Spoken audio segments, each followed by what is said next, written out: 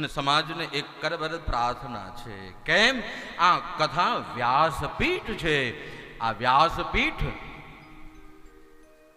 એ આપે પણ સાચવવાની છે. કેમ? આપ પણ જાઓ, પણ કથા શ્રવણ માટે જાઓ. હું બેઠા છે મહારાજ, આપ અમને એવી જ કથા સંભળાવો જે ભાગવતમાં છે, પુરાણોમાં છે. અને એટલી તો સાવધાની રાખો જ કે વ્યાસપીઠ પર વિરક્ત વૈષ્ણવ અને વ્યાસાસન પર બિરાજમાન બ્રાહ્મણ જ હોય.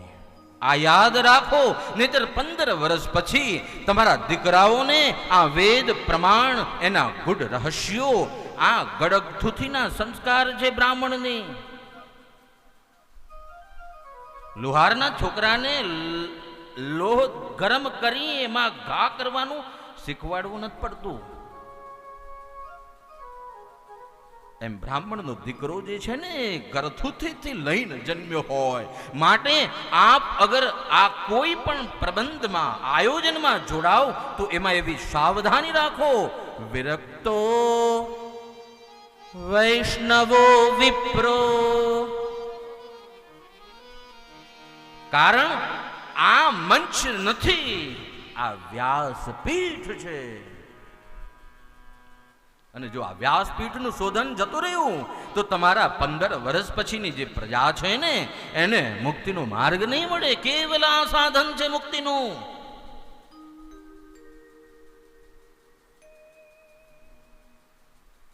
અને એટલા જ માટે કહું છું કે આપ લો, સાંભળો, બેસો, પણ સાવધાન.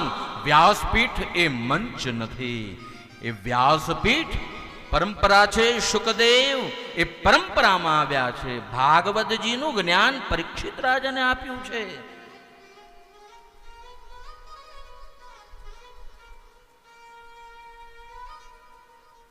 આના ઉદ્ઘોષક સ્વયં નારાયણ ચતુર્શ્લોકી ભાગવત બ્રહ્માજીને આપી.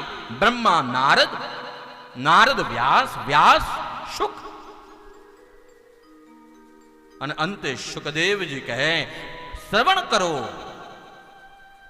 પણ ભાગવતજી શ્રવણ કરવા, શ્રવણ કરાવવાનો જે અધિકાર છે તેનો ખ્યાલ રાખો. કારણ વિરક્તો વૈષ્ણવો વિપ્રહ.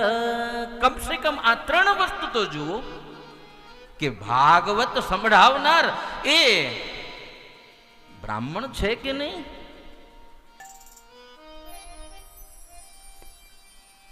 તમે કોઈ પણ દુકાનમાં વસ્તુ લેવા જાઓ તો દુકાનદારને પહેલું જ બેનો કે જો સાંભળ, 1 ગ્રેડની વસ્તુ આપજે, નહીતર ઘેરથી ખોલેલી ને રાંધેલી પાછી આપી જઈશ ને પૈસા પૂરા લઈશ. કયો કે નહીં? 100%. મોટા અવાજથી તો બોલો.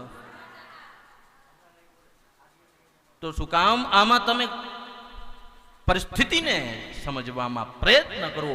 આ વસ્તુ સામાન્ય નથી. કદાચ દુકાનમાંથી ડિગ્રેડની વસ્તુ આવશે ને તો ચાલશે, પણ આ જગ્યા તો એવી છે કે જે જીવોના મુક્તિનું સાધન છે.